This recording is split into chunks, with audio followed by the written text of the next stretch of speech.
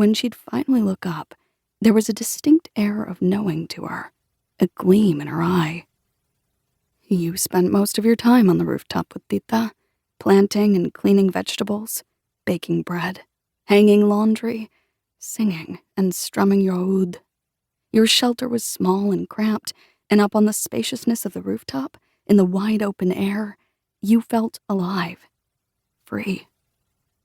One morning, as she prepared the brew, Tita told you, "I was your age when my own mother taught me how to read the remnants on the bottom of a cup." The aroma of freshly ground beans was in the air. You sat close together on the rooftop of your cement shelter in an overcrowded refugee camp in the occupied West Bank, as Tita began the practice that had been in the family for generations. "Turkish coffee is first and foremost a tradition, a ritual," she began. "An art." Cross-legged on the concrete floor, you watched Tita scoop 2 spoonfuls of finely ground coffee powder into a wide-bottomed copper ibrik, then fill it halfway with water. She held it over an open flame to get the best taste, whisking and stirring until the mixture reached a boiling point. As soon as the brew foamed over, she poured a stream of kahwa into 2 porcelain cups with saucers, then placed them on a matching serving tray. You thought the coffee set looked like a work of art, the intricate patterns hammered into the shiny copper by local artisans, the hand-painted tulips and blue and white khamsas meant to ward off evil. Your eyes fixed on Tita, you sipped the steaming, fragrant liquid. It tasted the way you imagined kahwa would taste, strong and sweet, with a dark and bitter aftertaste.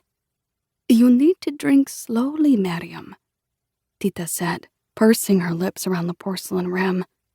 "After the last sip, you make a wish." You followed her lead, drinking from the side so the sediments stayed loose, until your cup was empty.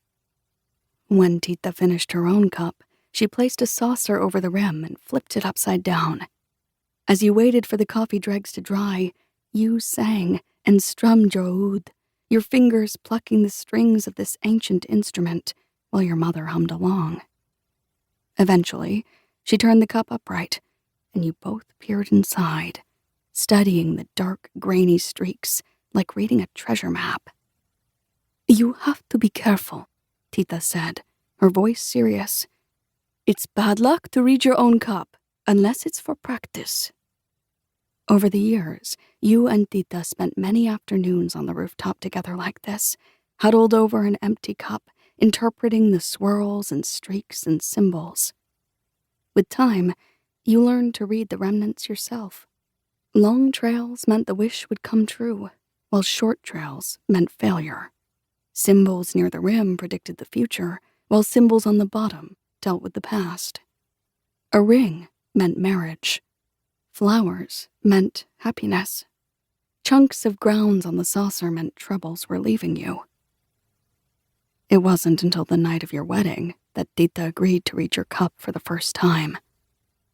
Once again on the rooftop, Tita placed the coffee set in the same arrangement, the ibrik in the center of the tray, the well-worn cups on both sides.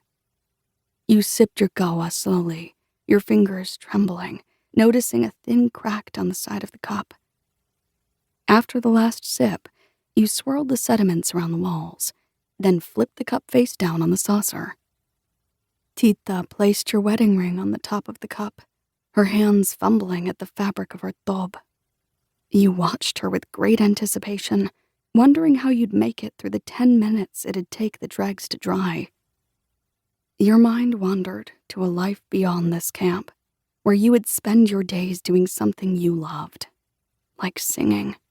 Someplace where the neighbors wouldn't be watching your every move, waiting for you to get pregnant, chopping vegetables and gossiping, judging every decision you made. Someplace where you felt more free. "It should be dry," Tita said, flipping the cup over at last. You blinked your dreams away, inhaled a deep breath. This is it, you thought. A new beginning. But when Tita